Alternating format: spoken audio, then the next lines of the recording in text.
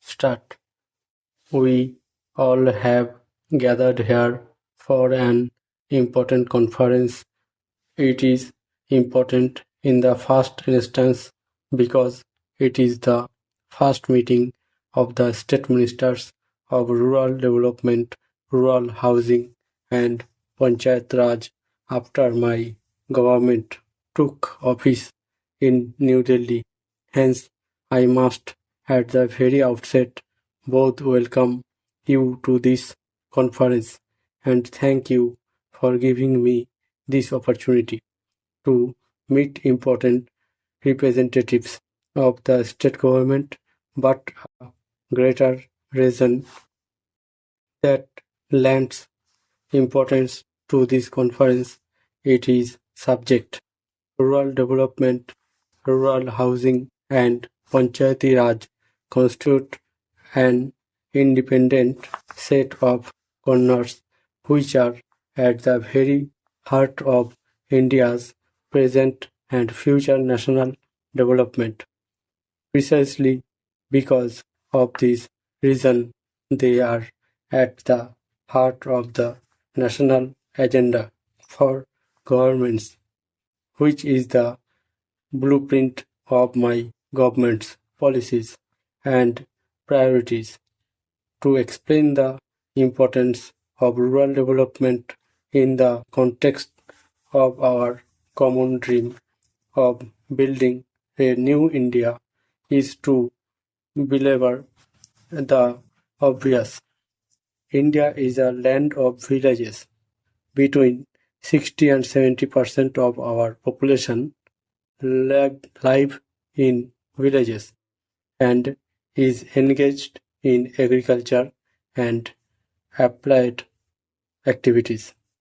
When it is said that India is an ancient nation and this fact makes all of us proud, it is well recognized that what constitutes her rich heritage is her village-based culture and agriculture.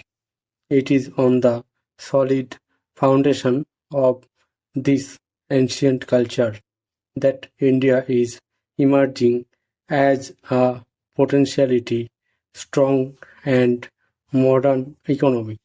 I have used the term potentially with deliberate intent and emphasis. It points to a historic possibility well within our reach. It also powerfully reminds us that the possibility of India becoming a strong economy and a strong nation depends crucially on the attention we pay to the all-round development of our villages and our agriculture. This is where the subject of today's conference assumes its paramount importance. I would even go as far as to say that both from a short-term and long-term point of view, ministries of rural development, rural housing and Panchayati Raj are the most important ministries in our union and state governments. I wish to underscore this core belief of mine because it goes against conventional wisdom and practice hitherto followed. Rural development is the engine of India's national development. Para. For most parts of the post-independence history, rural development did not figure as a national priority in terms of either financial investment or administrative attention. The result is there for all to see.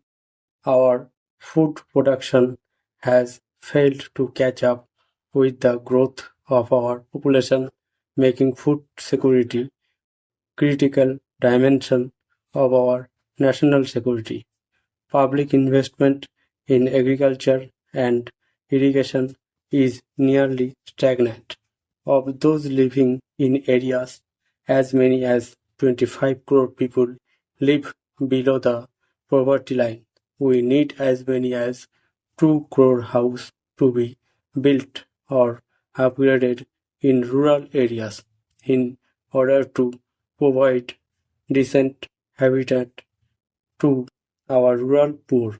A majority of the houseless or ill-housed people villages belong to scheduled caste, scheduled tribe, and other backward classes, deprived of gainful and stan- sustainable employment in the villages of their origin. Millions of them migrate to towns and cities each year. There, too, they live a life of deprivation. Let us look at another face of the contemporary Indian reality.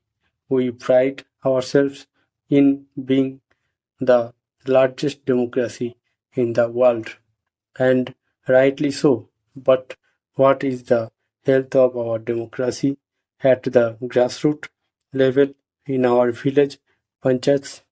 We have to admit that we as a nation have failed to tend the roots. When the roots are not well nourished, the tree cannot be very healthy. Thus, we see cruel paradox. Village India, which has sustained our culture and economy, has been condemned to the state of backwardness. I am not here criticizing anybody or any party for any government.